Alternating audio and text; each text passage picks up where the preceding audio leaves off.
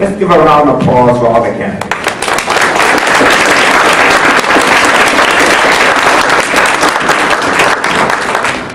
Now it's your turn to ask questions. Please turn in your cards. We'll receive a few cards. For those of you who have further questions to turn in, please send them up.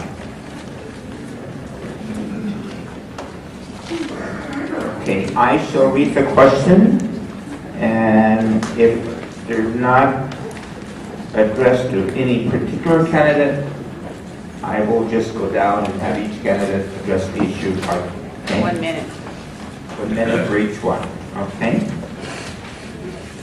The IHSS program, In-Home Support Services, is a Medi-Cal program that serves over 500,000 seniors and people with disabilities in California. In 2007, the GOP made numerous attempts to repeal the Affordable Care Act, which would have to cut the IHSS program by hundreds of millions of dollars. What will you do to protect the IHSS program that serves over 500,000 seniors and people with disabilities?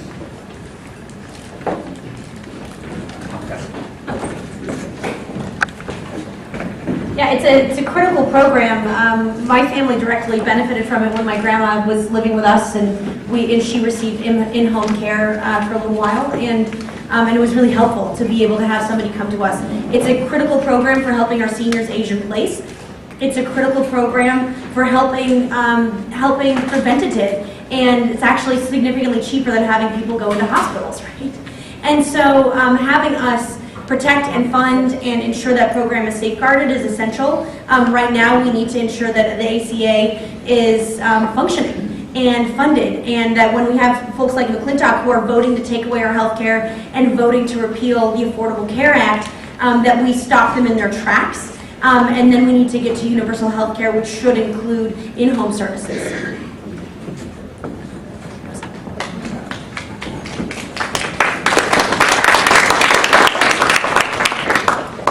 I do believe that the ACA, Obamacare, was absolutely instrumental in getting us started and talking about the issues that we currently have with healthcare, and especially with IHS and the cuts that they were proposing. Unfortunately, we do have a GOP that is ready to attack at any moment and ready to take your benefits away. I believe that I want to protect this program, but I think that we can also do that through expanding Medicare expansion for all. I know that here locally we've been advocates for SB 562, and we have the funding available to do this.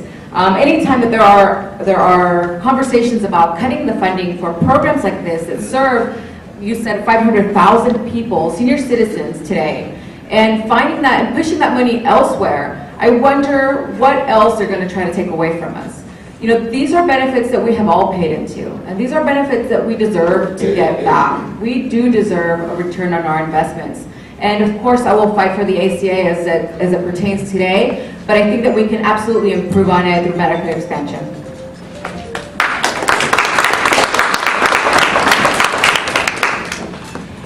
Thank you so much. I'm also a strong supporter of the Affordable Care Act. And I agree that in-home services are one of the smart investments that we need to be making. Obviously, they benefit the people receiving the care, but let's think about the families. And again, let's think about the big picture of how we actually pay for everything we're proposing here. It's really important for folks who have someone in their family who needs care to be able to work themselves.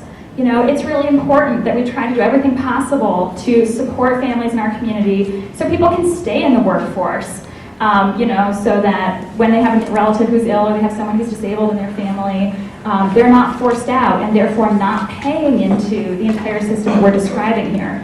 So in my mind, this epitomizes the kind of smart investment that we need to be making, and I think it's a crime that we have someone representing us in Congress who just wants to cut these programs and can't see the big picture. These are the kinds of investments that pay off in the long run.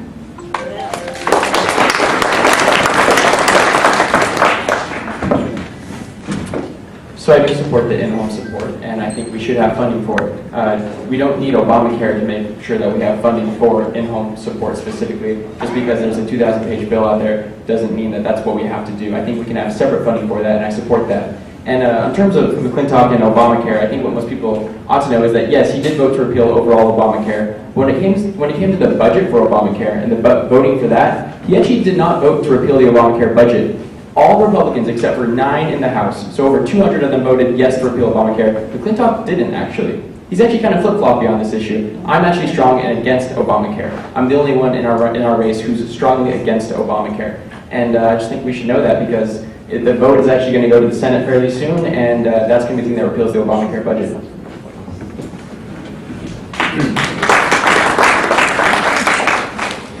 Okay, I have duplications of questions, so I'm trying to go through them. The next question, where do you stand for VA health care for veterans and veterans benefits? I'll start this in time. So when it comes to the VA, I actually had a meeting a couple weeks ago where I had a young man who was a Marine, and he had a brace around his knee, and I asked him what had happened. He said he was in the Marines, and he got it busted up, and he was telling me about the VA, and he said it's horrible. He said he'd rather not even get health care than go there. And that was kind of shocking. I knew it was bad, but what he said is it was absolutely terrible. And the truth is because it's being run by our government and it's not being run efficiently or well. What we need to do is we need to turn it into privatization. We need to actually let people or companies that run healthcare well do it that way. I think if we give our soldiers the respect and give them at least the same quality healthcare that we deserve and that we get every day.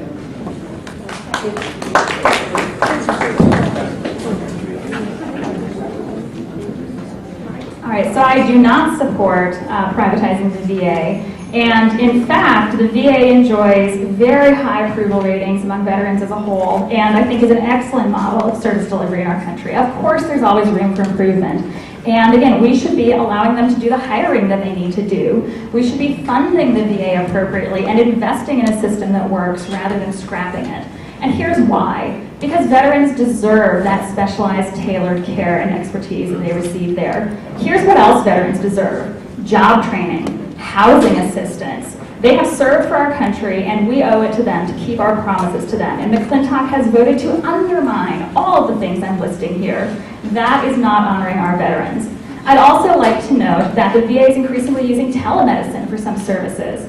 But in our district that has a very high percentage of veterans, nearly 10% of the population, we've got large numbers of people who can't access high-speed internet out in rural areas, exactly where telemedicine makes the most sense. So that's another reason why I will fight to expand rural broadband access here in our community.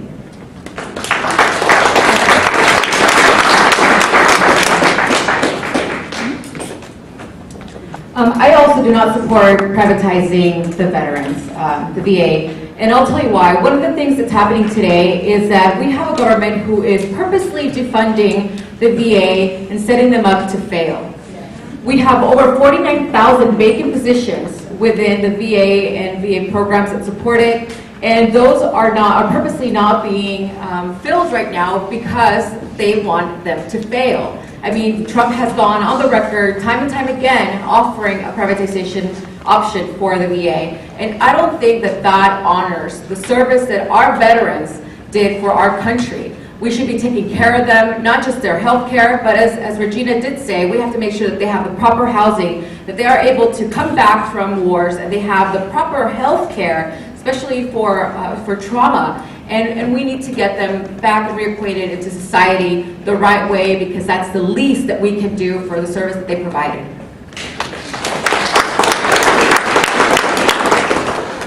Yeah, much of my career has been spent working with the military and on military commands. When I was at U.S. Pacific Command, my colleagues were glowing about their healthcare experience with TRICARE, and then later those who had retired were getting VA benefits. And what I found is that there was generally really good support that the VA was providing, but there are instances where it's not delivering, particularly in rural communities. And so what we need to do is strengthen the VA so it can actually deliver services consistently at the standard we know it can provide. Finally, mental health care for our veterans is crucial. When I came back from Iraq, even though I was a civilian, I had experienced the same traumas that our soldiers do. You know, we were taking rocket and mortar fire every day. And I came back and there were not services for PTSD. No one was alert to this or the mental health of people who had served overseas and were coming back, reintegrating into our society. And for me, I have that compassion for what our troops are going through, and I will fight vigorously to ensure that we remove the stigma around mental health challenges and provide all of the support services our veterans need to be able to thrive when they come home.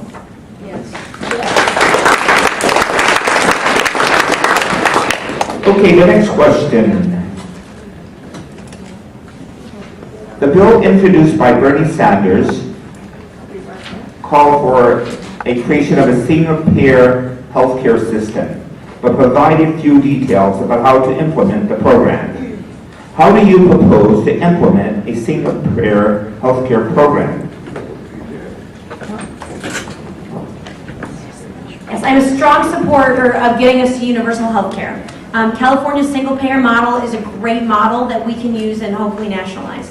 But the question is, how do we get there? Right? The pushback from conservatives is this question of, how are you going to pay for it?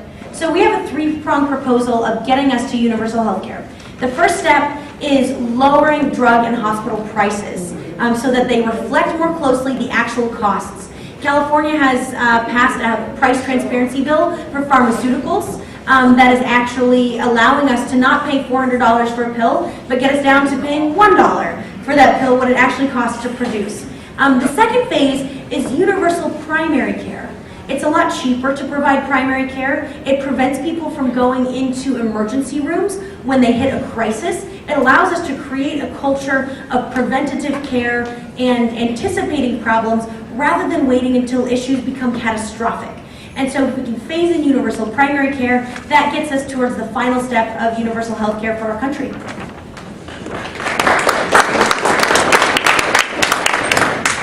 Let me start off by saying that universal health care is not the same thing as single-payer health care. So we'll go there. So when you say that you support universal health care, it's not the same as SB 562, which is a single-payer system that would be here in California, or HR 1314 that Bernie has proposed. And there is quite a bit of detail in the bill, if you read through it, about how we're going to get that funding. First of all, 70% of the funding is already there. So many programs that we currently have will just be known by a different name. The second thing is that everybody paying into a pool is safety in numbers, right? So if each person here is paying $1,100 per month for a family of 4 in healthcare, that number will actually dwindle down to about $1,100 per year if every single person is paying into the single-payer healthcare system. The other way is, number one, we're looking at doing it by having a tax and having that tax actually be the way that we're going to fund this program for that other 30% that we're looking for.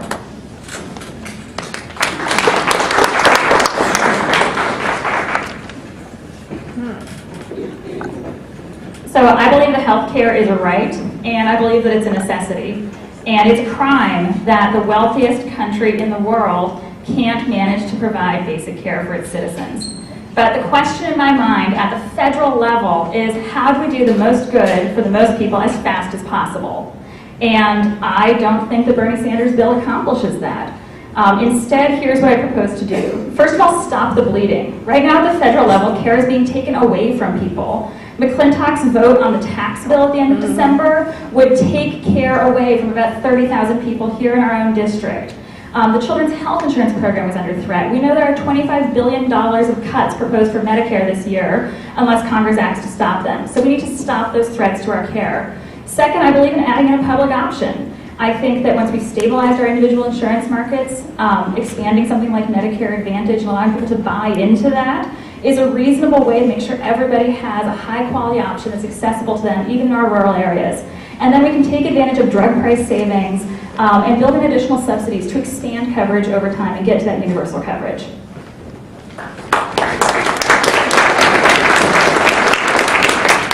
So the short answer is I don't support the single-payer universal healthcare system. The reason why is because I believe that we need to keep healthcare private for the most part. For example, 85% of all drugs approved by the FDA come from private organizations.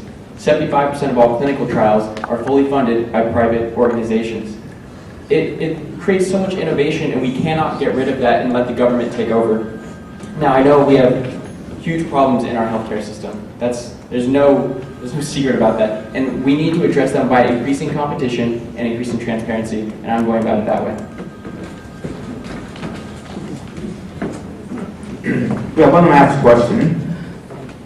Currently, there are over 5 million seniors in California. By 2030, that number is expected to reach 8.4 million. What will you do to help California implement affordable long-term health care for seniors?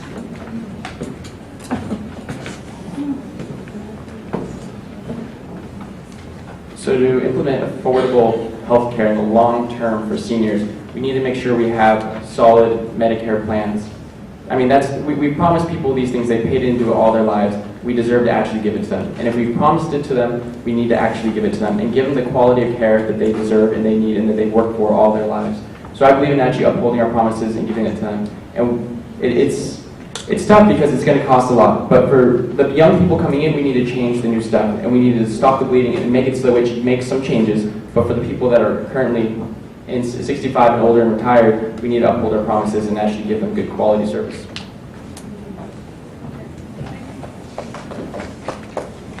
Thank you. So I believe that a lot of the other solutions we've been proposing here would contribute to answering this question, helping California in the long run. You know, how can we bring down prices and costs for healthcare?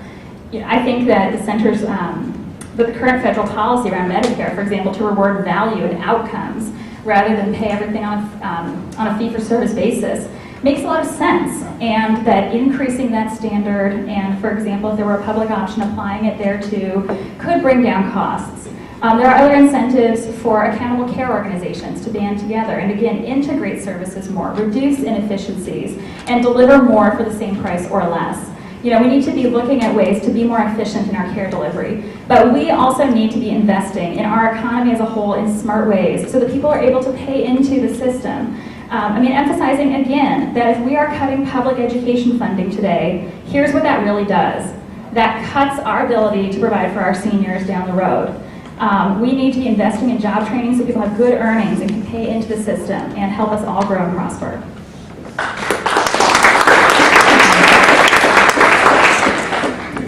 One thing that a lot of people are not familiar with is the fact that the AMA, the American Medical Association, has purposely lobbied Congress to defund how many residents are permitted in each hospital every year, creating purposeful shortages of doctors. And that's something that needs to be stopped. So to get the correct care for every single person, I think we're going to be increasing by 2030 by almost 3 million more people. We need doctors. We need doctors who are there to provide a service and not to profit from pharmaceutical kickbacks. We want to make sure that AMA realizes that the residency programs that we have in place today are very limiting and are really pushing our doctors to come out of college or the residency program with hundreds of thousands of dollars in debt. So they're already setting them up for failure. They're allowing them to look at an incentive of pharmaceutical kickbacks and saying, okay, I'm with it. And then the other thing is we have to make sure that we look at the pharmaceutical costs and reduce those by addressing transparency. Thank you.